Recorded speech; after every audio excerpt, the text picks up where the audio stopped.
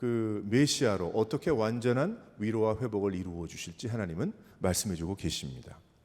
그 위로와 회복은 결국 무엇과 연결이 되는가 하면 부흥과 연결이 되는 거예요. 리바이벌과 연결이 되는 거예요.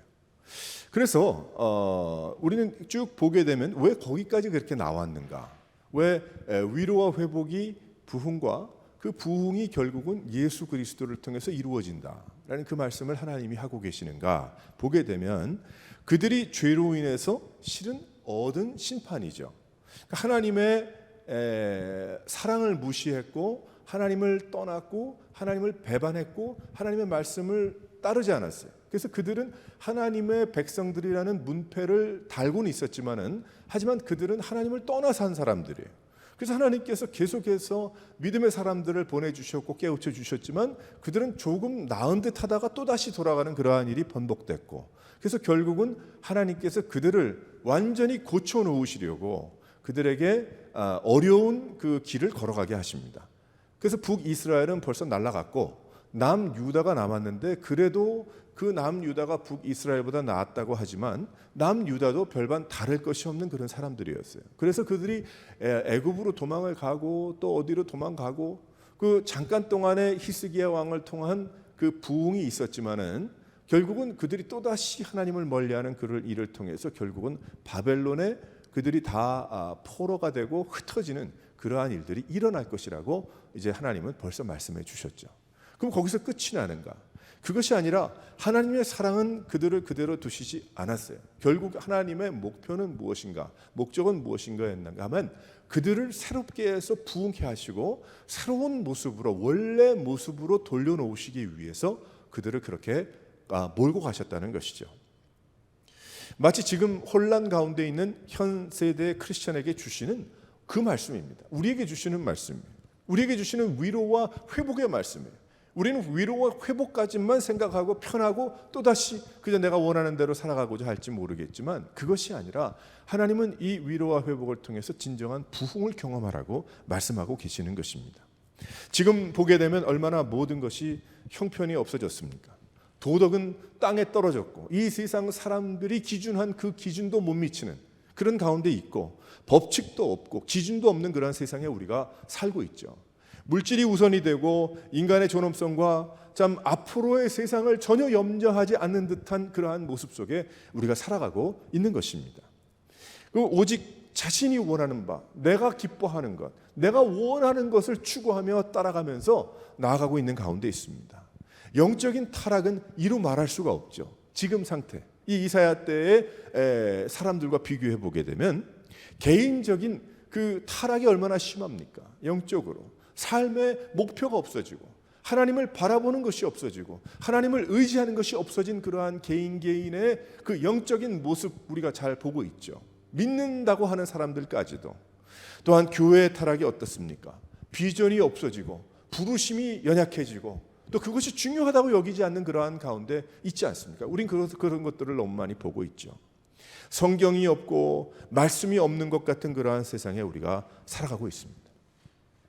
이제는 70년대, 60년대, 70년대까지만 해도 제가 몇 주 전에 잠깐 이야기했지만 성경에 참 보수파, 보수주의자라고 이야기하는 크리스천들 사이에 미국에서 하나님을 아버지로 표현하면 안 된다. 이런 얘기가 나와서 막 분리가 되고 그랬거든요. 그래서 난 너희들과 같이 안 한다. 그래서 또다시 보수파 교단이 생기고 막 이렇게 됐는데 이제는 그거 한 단계 더 넘어가서 하나님을 he, she 그렇게 불러도 안 되고 또 아예 부르지 않는 그런 세상이 돼버렸어요. 하나님을 그렇게 부르면 안 된다는 거예요.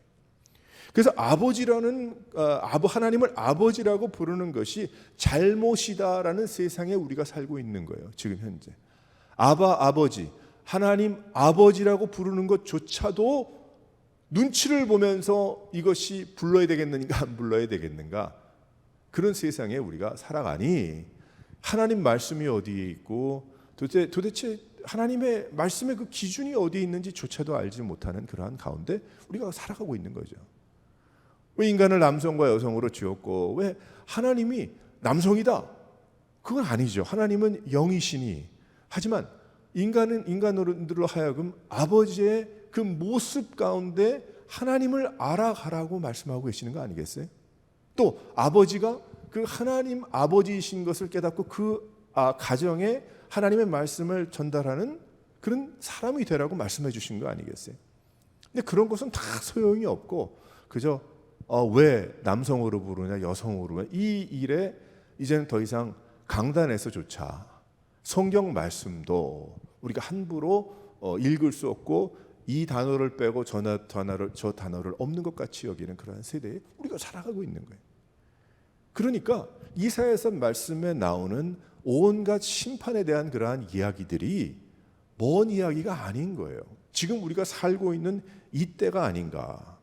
이러한 고통과 고난 속에 하나님께서 어서 일을 시작하셔서 회복해 주시기를 우린 바라야 합니다.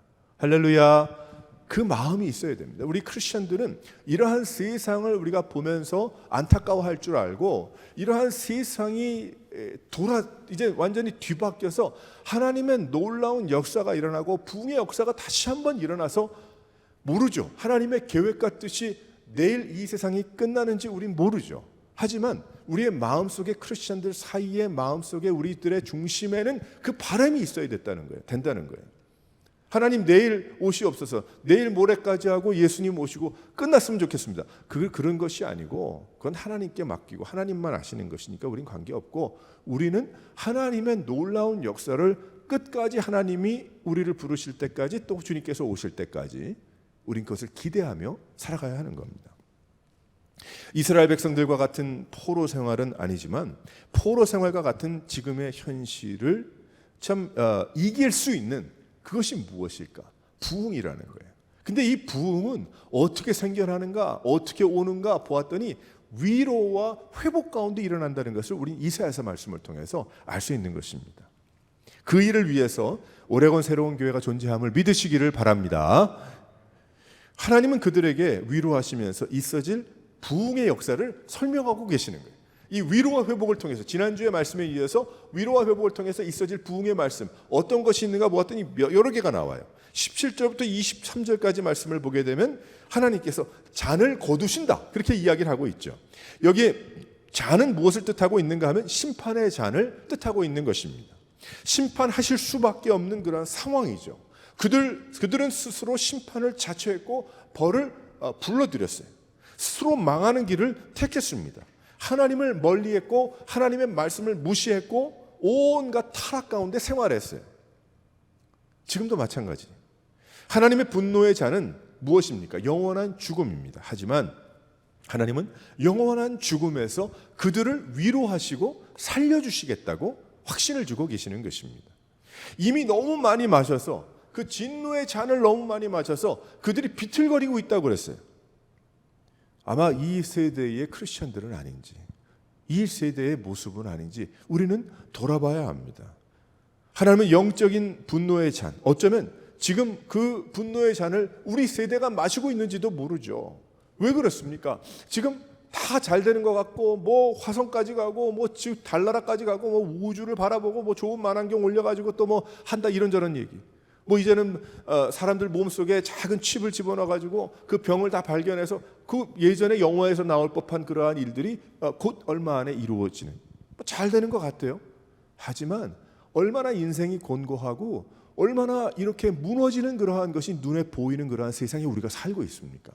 그러니까 어쩌면 지금 우리가 이러한 영적인 메마름, 옳지 않은 것이 옳지 않은 것을 보이지 않는 이러한 세상을 우리가 살아가면서 과연 이것이 분노의 잔은 아닌가? 하나님 이 모습, 하나님 여기 이사야서 말씀을 통해서 과연 그때 그 사람들이 지나고 있는 그 모습이 우리는 예전의 모습이고 우리랑 관계없는 건 줄 알았는데 지금의 우리의 모습이군요. 내가 지금 우리가 당하고 지나가고 있는 것이 그 모습이구나.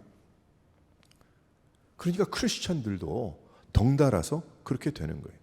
황폐와 멸망이 휘젓고 있는 것입니다. 그것이 여러분들 전염병 때문에 그런지 아세요? 아니에요. 전염병은 1년 반 전에 시작이 됐어요. 하지만 중요한 것은 이 교회의 여러 가지 크리스천들의 우리의 모습들은 벌써 40년 전에 시작이 됐습니다. 30년 전에 시작이 됐고요. 20년 전, 10년 전에 벌써 시작이 된 겁니다. 거기에 뭐 팬데믹에 덧붙여서 덩달아 말 타고 가는 거죠. 아, 쟤들 때문에 우리가 이렇게 됐다, 그렇게 생각하는 거죠. 절대 안 그래요. 절대 안 그래. 지난 40년 동안만 제가 보아도, 제가 사역을 시작해서 한 그 모습만 보아도요, 어떻게 이렇게 빨리 무너질지 몰라요. 어떻게 이렇게 빨리 사그라들고 무너지고 이렇게 침울해지고 이렇게 되는지 모르겠어요. 뭐 큰 도시는 안 그런 줄 아세요? 큰 도시도 마찬가지고. 하지만 하나님이 뭐라고 말씀하십니까? 그때가 되면 위로와 회복을 주시는데 그 진노의 잔을 치워버리겠다 말씀하고 계십니까? 하나님, 언제입니까? 언제 이 진노의 잔을 치우시겠습니까? 어서 속히 주님 회복하시옵소서. 부흥을 통해서 놀라운 역사가 일어나게 도와주시옵소서. 우린 다시 한번 하나님 앞에 나가야 합니다.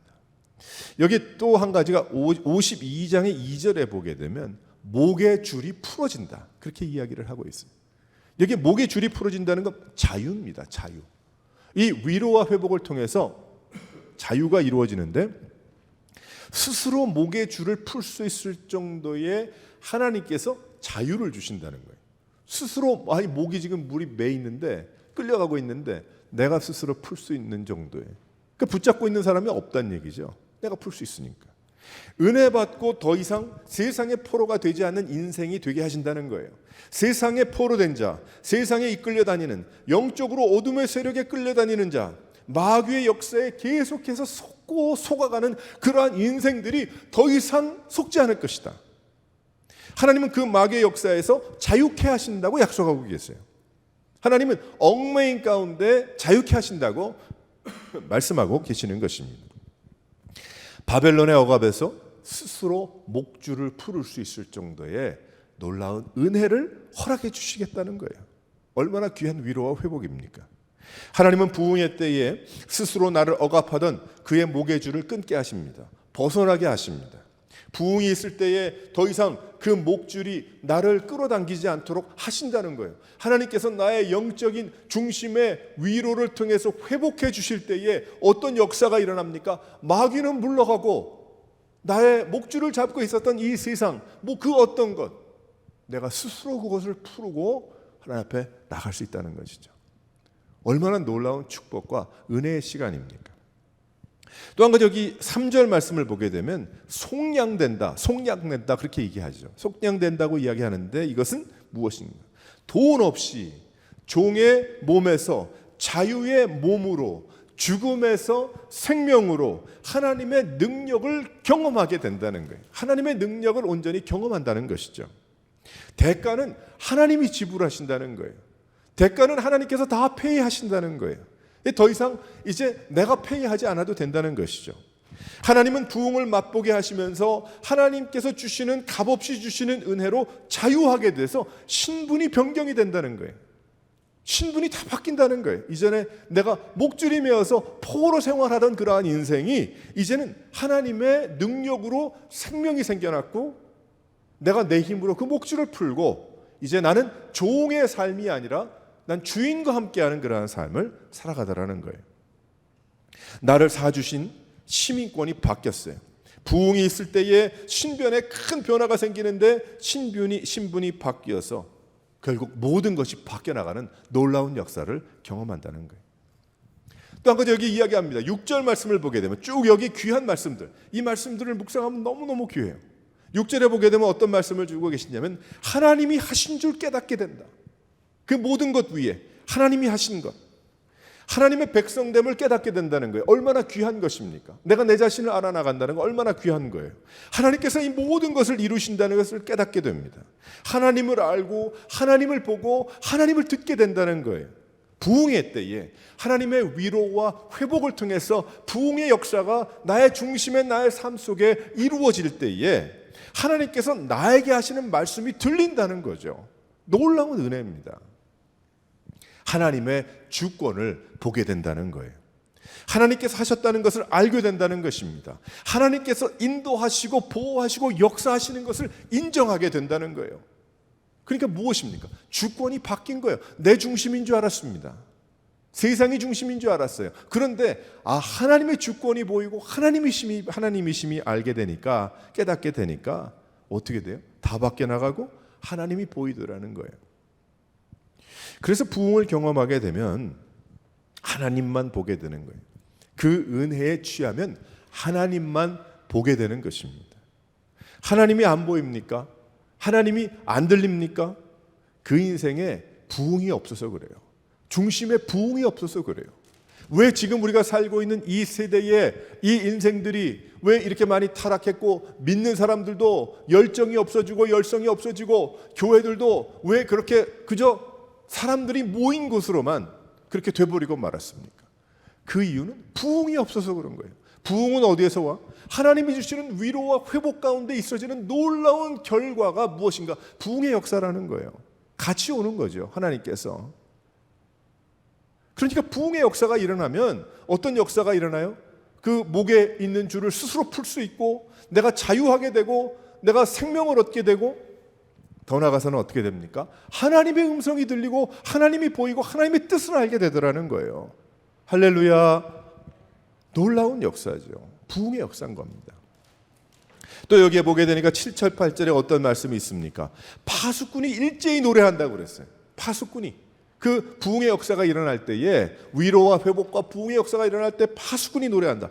부흥의 메시지가 메아리게 친다는 것이죠. 활발한 복음의 역사와 활동이 일어난다는 거예요. 그들이 함께 노래할 때가 온다는 것입니다. 그들과 함께. 부흥의 때는 인도자들이 은혜 받고 입을 열어 일제히 외치게 되더라 말씀하고 있습니다. 지금은 어떻습니까? 그런데 제가 가만히 보게 되면 일제히 입을 다물고 있지는 않습니까? 여러분들 지금 이 세대에 많이 들립니까? 불과 한 20년 전만 해도 우리가 부흥해야 한다, 모여야 된다, 또 전해야 된다, 나누어야 된다, 뭐 등등 여러 가지 많이 있었는데, 뭐 지금은 뭐 상황이 이렇다라고 이야기하지만, 아니 예전에 지난 2000년 동안, 3년 전 동안, 3000년 동안 상황이 그래서 복음 전하지 못한 때가 어디 있으며, 상황이 그래서 예배 드리지 못한 때가 어디 있으며, 아니 전쟁이 터지고 목에 총칼이 들어오는 그때에도 그저 믿음을 지켜가지고 여기까지 우리 모두가 왔는데, 우린 다시 한번 생각해 봐야 됩니다.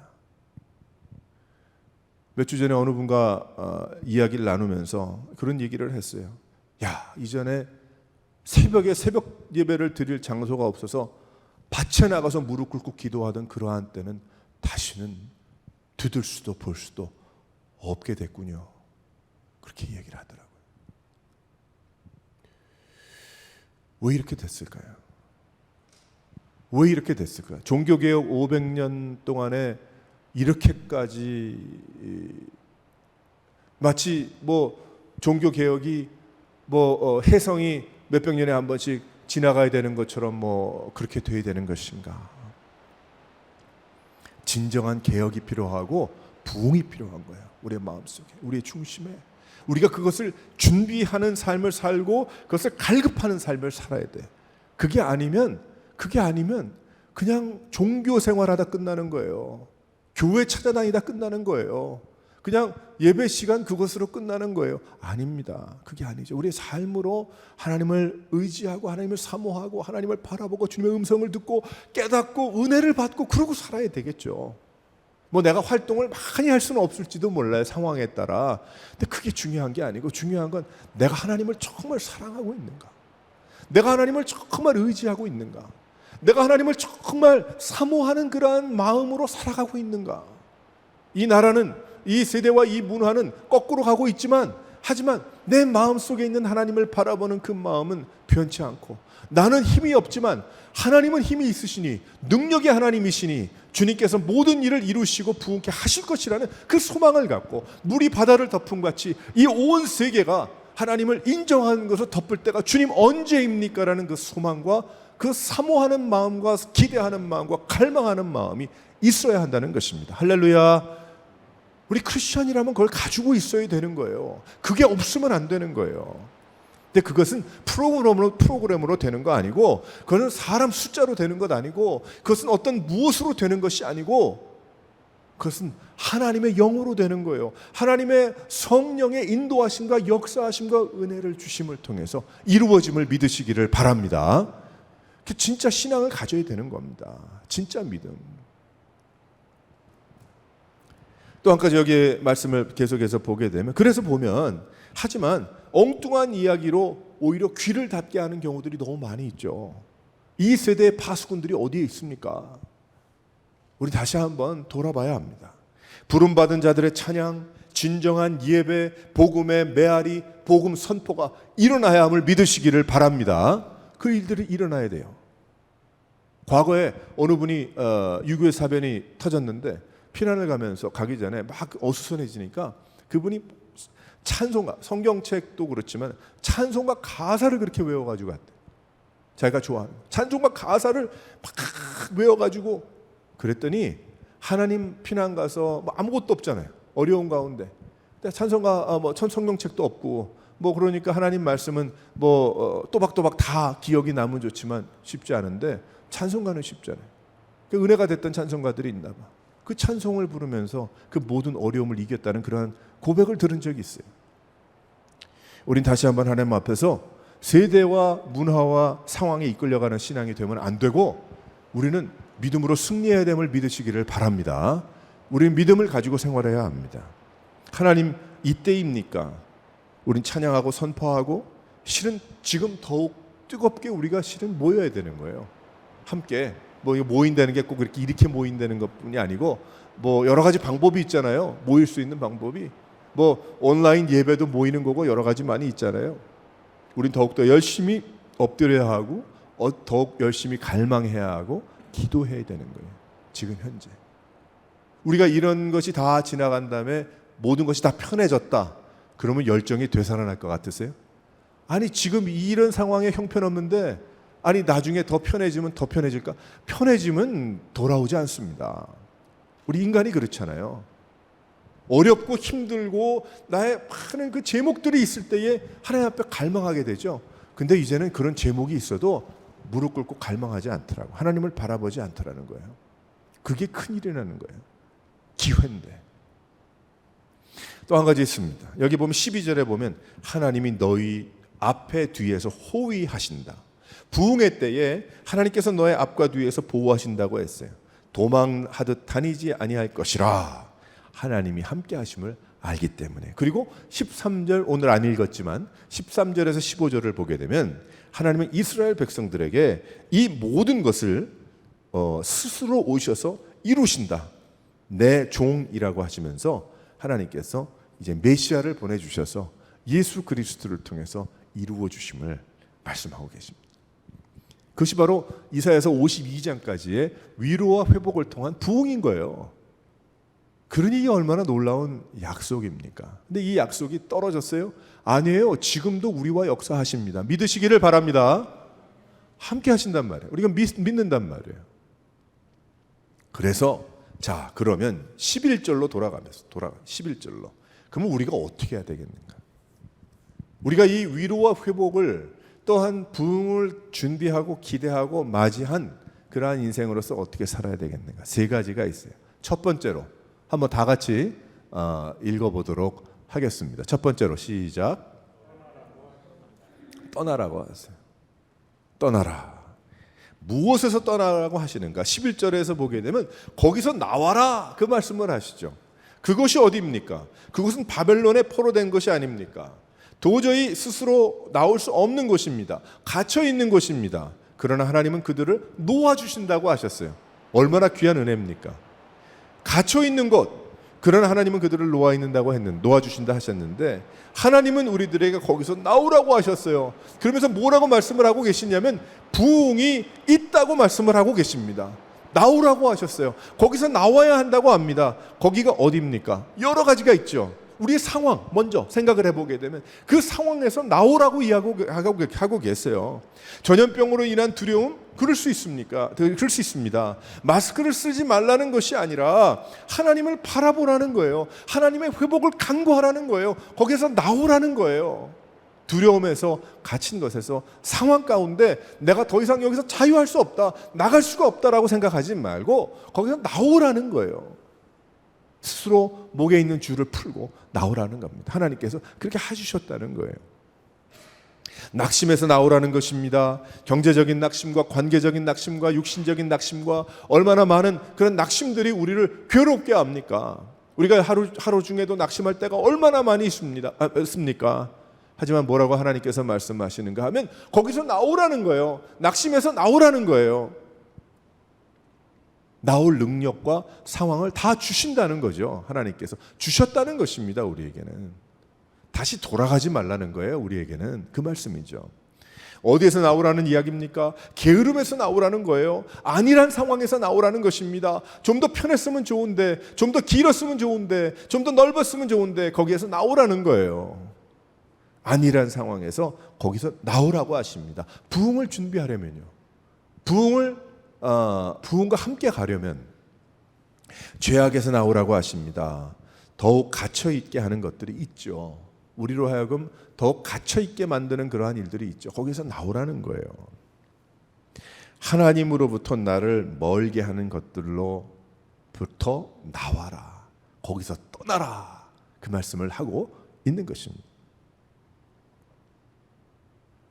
어느 유명한 목사님이 얘기한 거라고 다 유명한 건 아니지만은 그분이 그런 설교를 한 번 했어요. 앞뒤 꽁댕이 빼고 그 얘기만 들으면 좀 이상하게 들릴지 모르지만 교회를 떠나라고 얘기하더라고요. 그분이.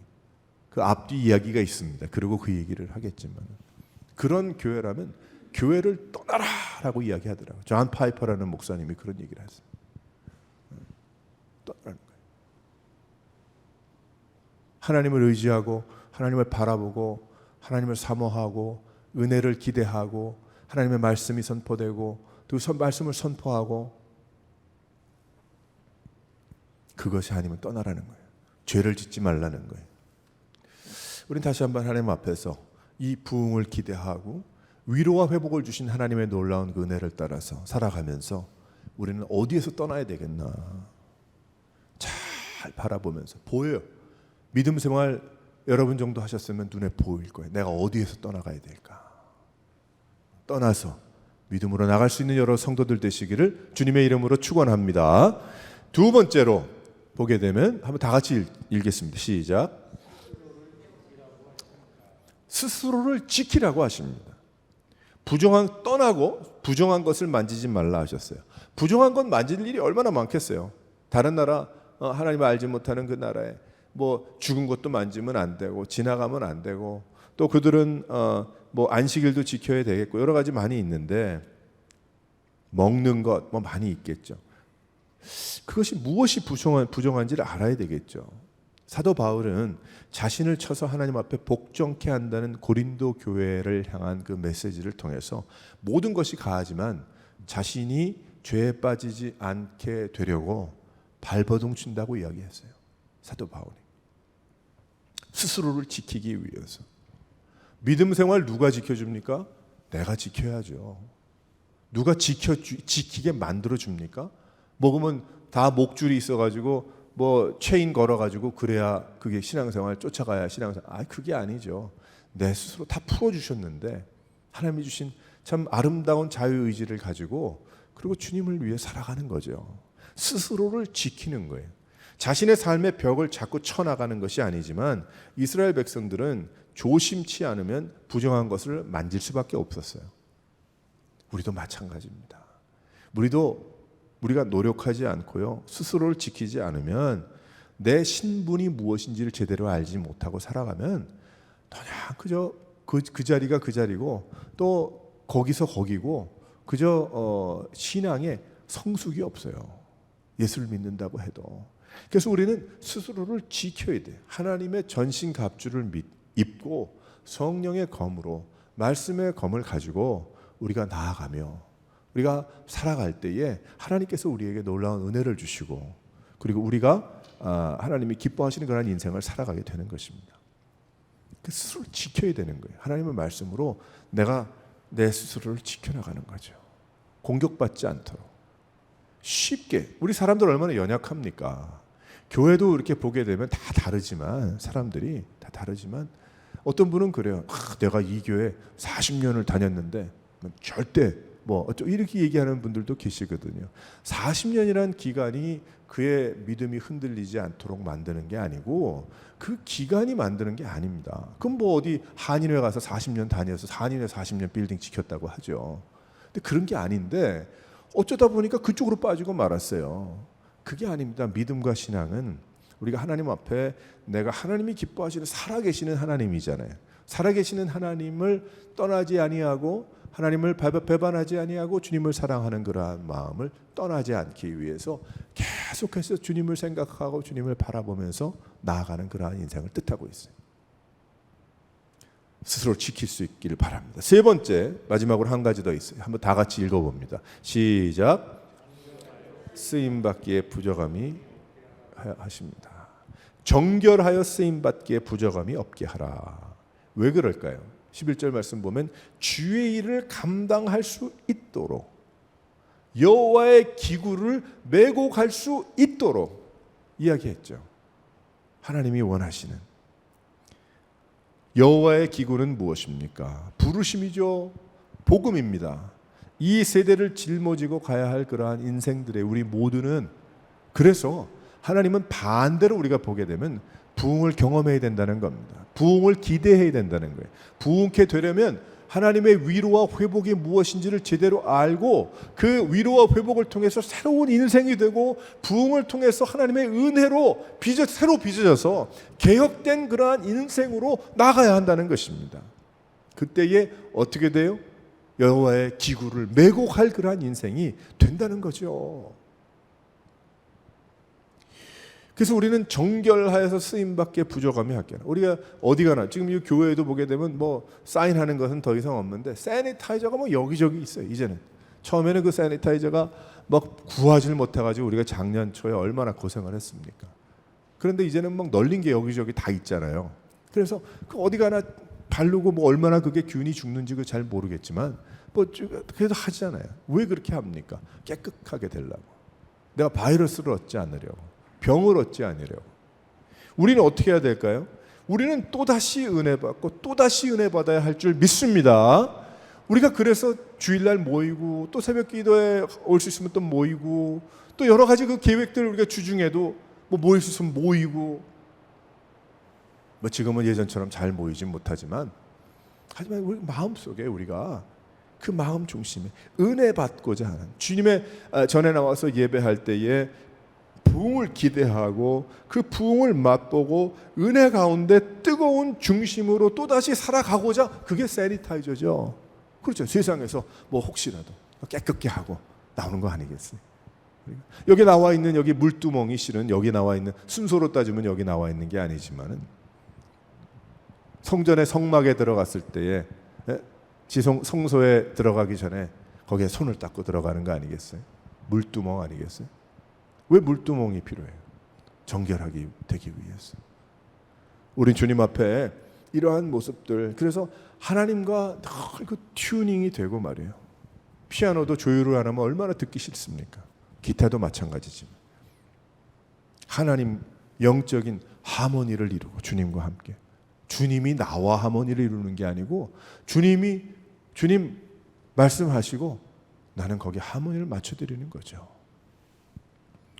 우린 그러한 일을 위해서 하나님의 말씀으로 늘 정결케 되고 하나님의 은혜를 사모하면서 새롭게 되고 늘 축축하게 우리가 채워져야 합니다. 사랑하는 성도 여러분, 우리가 하나님 앞에 이러한 모습 때문에 나오지 않았어요. 오늘도 은혜 받기 위해서 여기 나와가지고 뭐 제가 세상의 정치 얘기 유럽부터 뭐 아시아까지 쭉 뭐 한 30분 하다가 5분 하나님 말씀 하고 땡 하고 끝난 다음에 여러분 오겠어요? 안 오지. 한 3, 40분 하나님 말씀 들으면서 찬양하면서 그 가운데 하나님이 주실 은혜를 내가 경험하기 위해서 오는 거 아니겠어요? 저도 그러기 때문에 이 얘기 저 얘기 막 하죠. 성령께서 이 얘기 저 얘기 통해서 그 각자에게 다 다르니까 은혜를 주십사 하는 마음 아니겠습니까? 하나님의 말씀을 가지고 우린 다 그런 영적인 사람들이에요. 그것을 떠나면 안 돼. 오레곤 새로운 교회 그것을 떠나면 안 돼. 그것이 있어야 이 세대 다음 세대 다민족까지 걸어나가는 거예요. 말만 그렇게 되는 게 아니고 은혜를 사모하고 은혜에 빠져 있고 열정이 회복이 되고 그거 관심 없으면 관심을 갖든지, 그러면 자기 관심 있는데 가야지 어떻게 하겠어요? 할 수 없는 거예요. 하지만 여기에 우리 함께 예배하는 오레곤 새로운 교회 성도들은 그거 버리면 안 돼. 그 초점이 흐려지면 아무 소용이 없는 거예요. 지금 뭐 우리 나이 뭐 다 연배시지만 우리 이 세대 우리가 지금 10,000명 교회 바라겠습니까? 뭐 1,000명 교회 바라겠습니까? 그게 목표가 아니잖아요. 첫째 목표는 우리가 뜨겁게 회복이 되고 부흥을 경험하게 되고 그 부흥이 흘러나가 이 주위에 하나님께서 사람 삼아 주시고자 하시는 인생들이 함께 모여 그 부흥이 더 커졌으면 좋겠다. 그거 하나밖에 없는 거지. 뭐 그것이 50명이 될지 100명이 될지 그건 하나님이 알아서 하시는 것이고, 중요한 건 우리 함께 모여서 오늘 예배하는 우리들의 마음이, 그 열정이, 불타는 주님을 향한 그 마음이 변하면 안 된다는 거예요. 하나님이 그래서 위로해 주셨고 회복해 주셨고 부흥케 하셨고 또 더 큰 부흥을 우리는 기대해야죠. 하나님이, 주님께서, 예수님이 내일 오시더라도 우린 관계없어요. 오실 때 그때까지 우리의 바람은 그 일이 이루어지기 원해서 복음과 주님의 교회가 세워지고 성도들이 더욱더 한 걸음 한 걸음 주님도 닮아가는 그러한 인생이 되기 위해서 나아가는 것뿐이니까. 우리는, 사랑하는 성도 여러분, 부흥을 준비하십시다. 곧 이루어집니다. 벌써 이루어졌고요. 그러면서 이제 오늘 말씀도 여기 보게 되면 13절에서 15절 말씀 보게 되면 이게 하잖아요. 그의 모양이 타인보다 상하였고 그의 모습이 사람들보다 상하였으므로 많은 사람이 그에 대하여 놀랐거니와. 예수님 말씀하시는 거 아니에요?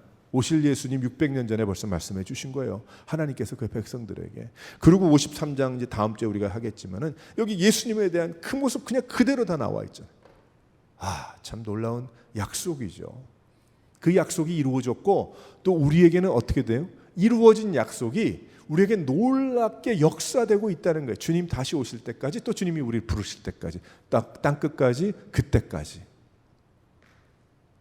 그 사모하는 마음을 가지고 더욱더 주님을 의지하며 나아갈 수 있는, 그래서 위로를 맛보고 회복을 맛보고 부흥을 맛보고 더 큰 부흥을 기대하고 살아가는 살아있는, 살아계신 하나님을 믿는 그 믿음을 가진 성도 여러분들의 삶이 되시기를 주님의 이름으로 축원합니다.